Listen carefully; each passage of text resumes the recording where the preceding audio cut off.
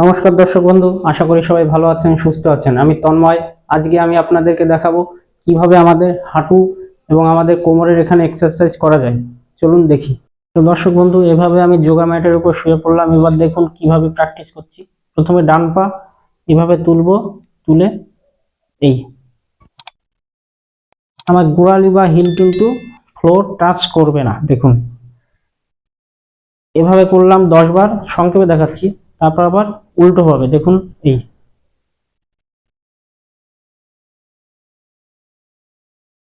Same ভাবে বা পাও কিন্তু এভাবে করতে হবে। তুলবো সামনের দিকে, আমি সংক্ষেপেই দেখাচ্ছি। 10 বার করব, তারপর একটু রেস্ট নেব 5 সেকেন্ড, তারপর সেম ভাবে উল্টো হবে। এই গোড়ালি বা হিল কিন্তু ফ্লোর টাচ করবে না। এভাবে 10 রাউন্ড মানে 10 বার করে একটু রেস্ট নেব, তারপর নেক্সট স্টেপ। দেখুন সেকেন্ড স্টেপে কিভাবে প্র্যাকটিস করছি। প্রথমে ডান পা তুলবো, তারপরে বা পা এইভাবে।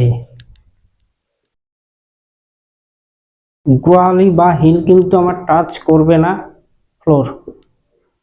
এভাবে করার পর এভাবে একটু রেস্ট নেব, তারপর আবার উল্টো ভাবে করবো। দেখুন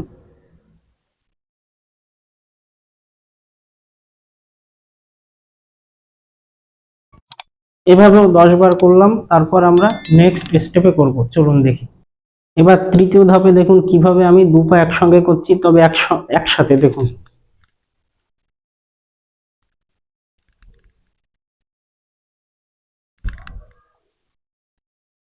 এভাবে 10 বার করে একটু রেস্ট নেব, তারপর আবার উল্টো ভাবে। দেখুন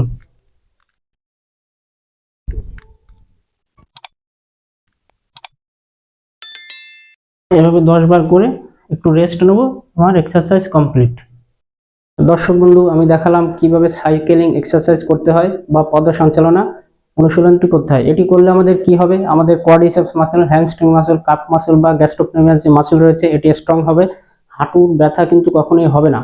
তবে একটা জিনিস মনে রাখতে হবে আমাদের, যদি কারো স্লিপ ডিস্ক বা ক্রনিক ডিজিজ থাকে, কোনো ইনজুরি থাকে, হঠাৎ করে লেগে যায়, সেক্ষেত্রে তারা অ্যাভয়েড করবেন। প্রয়োজনে ডাক্তারবাবুর পরামর্শ আপনারা নিতে পারেন, কোনো এক্সপার্টের পরামর্শ বা গাইডলাইন আপনারা মানতে পারেন। তো ভালো থাকবেন সবাই, হাসি খুশি থাকবেন, সুস্থ থাকবেন। ধন্যবাদ সবাইকে, নমস্কার।